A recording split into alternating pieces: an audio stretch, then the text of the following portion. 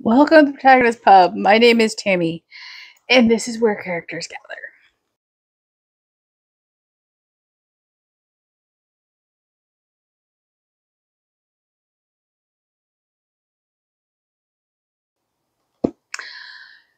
So today we're going to talk about my review of What the Wind Knows by Amy Harmon. It was the book club choice for May 2024. Many of you probably already know this. I did not like the book.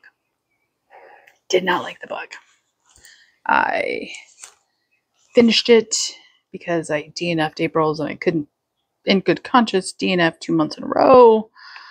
And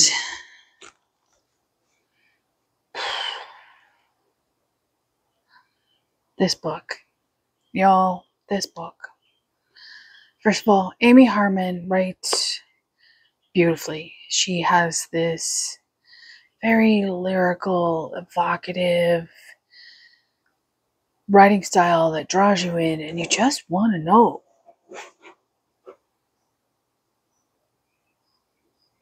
That is not in question. It's the contents that are in question.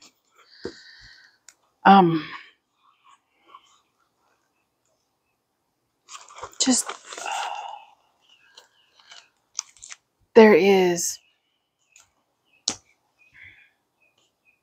So the book opens up and we meet our heroine, and her grandfather is dying, and on his deathbed, he has her retrieve a letter that has all these pictures in it, and in them she sees a picture of her great-grandmother, and she is astonished at how much she looks like her great-grandmother.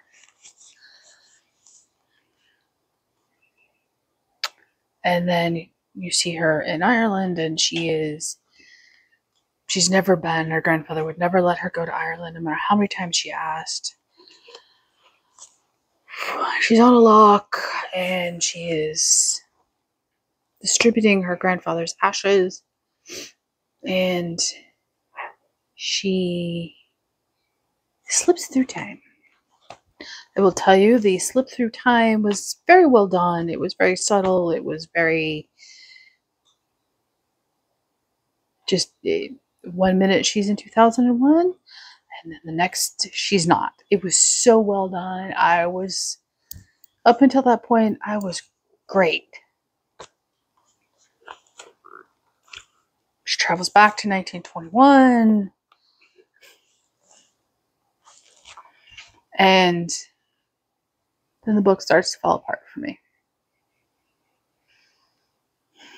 I don't want to give too much away. She meets the man who raised her grandfather after his parents were killed or believed to have been killed in the Easter Uprising in 1921. Or 1916, sorry. And she is immediately presumed to be Annie, her grandfather's mother, because of the resemblance. And she assumes that role. So she is now the mother of her grandfather. And she realizes this.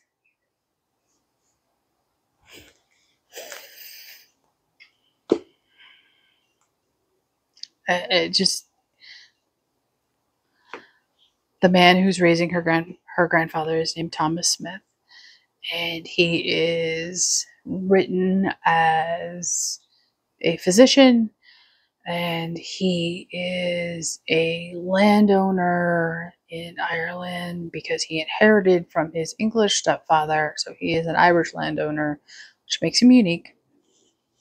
And he's actively involved in the resistance, but he's in rebellion, but he's not portrayed as being actively involved. He's more of a consultant and friend to Michael Collins, the absolute known leader of the rebellion.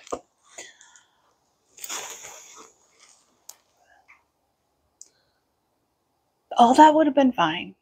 It really would have. Except Anne, as Annie, starts to let things slip that she knows happens ahead of them happening. So,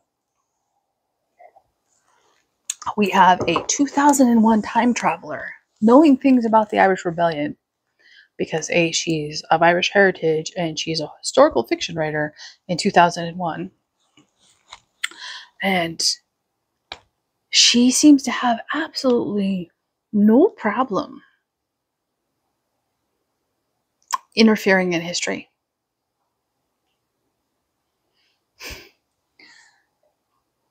By 2001, Star Trek is a thing. It would have been a thing in the mind of someone who grew up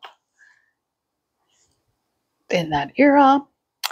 Back to the Future would have been known to her. Again, you don't interfere with the timeline or you get erased. So not only is she mothering her grandfather, she is now actively interfering in history. So, yeah, that's a problem. It's a very, very big problem. Then she has this chemistry with Thomas that I do not understand. He knows something's off with her. She's actively keeping secrets from him. So how do they have what ends up to be a sexual relationship in 1921 that isn't off the page, that is just based on lies? So didn't buy the romance. Didn't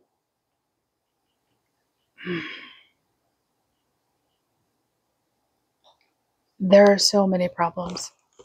So chapter 16, which is roughly halfway through the book, there's this paragraph that opens the chapter that bothers me. I'm going to read you one part of it.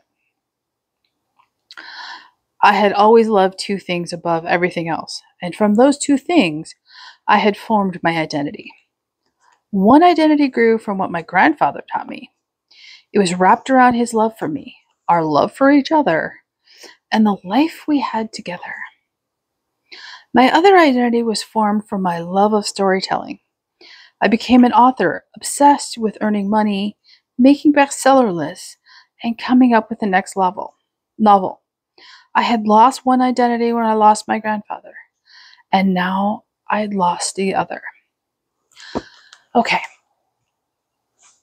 The author part is fine. It's the way she talks about her relationship with her grandfather. It isn't the relationship of a granddaughter and grandfather. Admittedly, her grandfather raised her when her parents were killed as a young child. So she was like 6, I think. So it makes it even weirder because he was basically not just a grandfather, he was a father figure. And the way she talks about him in this sentence, he was half of her identity. That's how one talks about a spouse. That is not how one talks about a parent or a grandparent. It is creepy and uncomfortable. And by this part in the story, she is actively mothering her grandfather. So, from the prose, she sounds like she's in love with her grandfather. And yet, she's mothering him. It's gross. That is where I more than knew I should have DNF'd the book, but I was determined to finish this one, and I did. And it's just So she has this odd relationship with Thomas. And things progress. They continue to sleep with one another. They eventually get married. Are we seeing the Outlander connections here yet?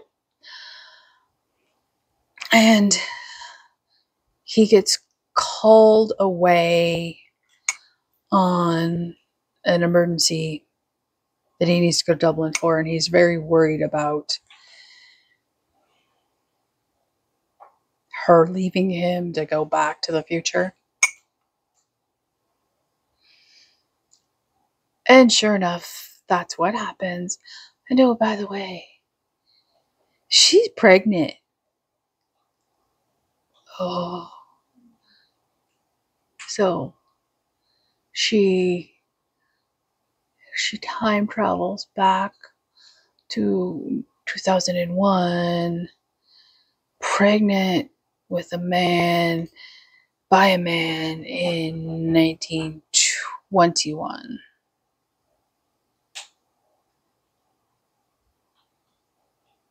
What?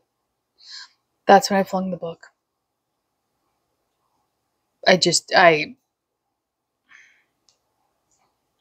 I couldn't. So the sad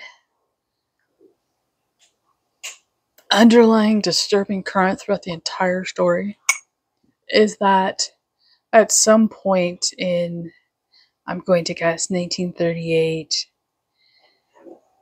her grandfather is told by Thomas that his mother wasn't his mother, but it was really his granddaughter who traveled back in time, and he's in love with her. Thomas is in love with her. Just that sentence makes my brain hurt. He then keeps that secret from the time he leaves Ireland in 1938 to go to medical school in New York until he dies on his deathbed in 2001. He tells no one. He doesn't tell his wife. He doesn't tell his son, who is Anne's father. He doesn't tell Anne, even directly on his deathbed, that he knew. He lives his entire life with this giant lie. And it's very intentional that he lives his life with a lie. He keeps the secret for his entire life. How does one do that? How does one actually build a life based on this giant lie?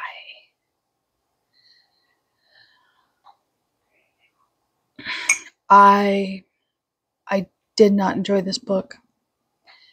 I do not understand all of the rave reviews for this book. I do not understand why anyone found this romantic. I completely understand the Outlander comparisons.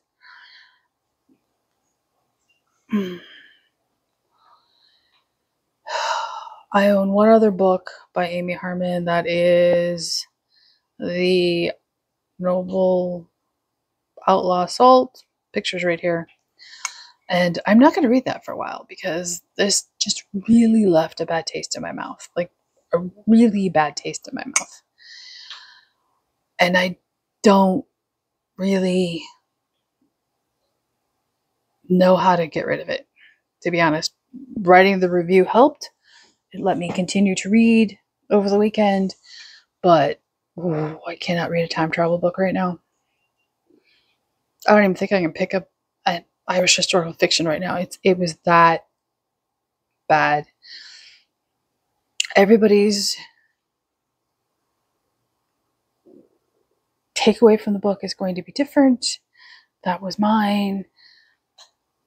I'm really hoping June book is an absolute hit for book club for me because I need a win, folks. I need a win. So that was my review for What the Wind Knows. What was your mileage with it? Leave a comment down below, like and subscribe, and I will see you here next time at the Protagonist Pub.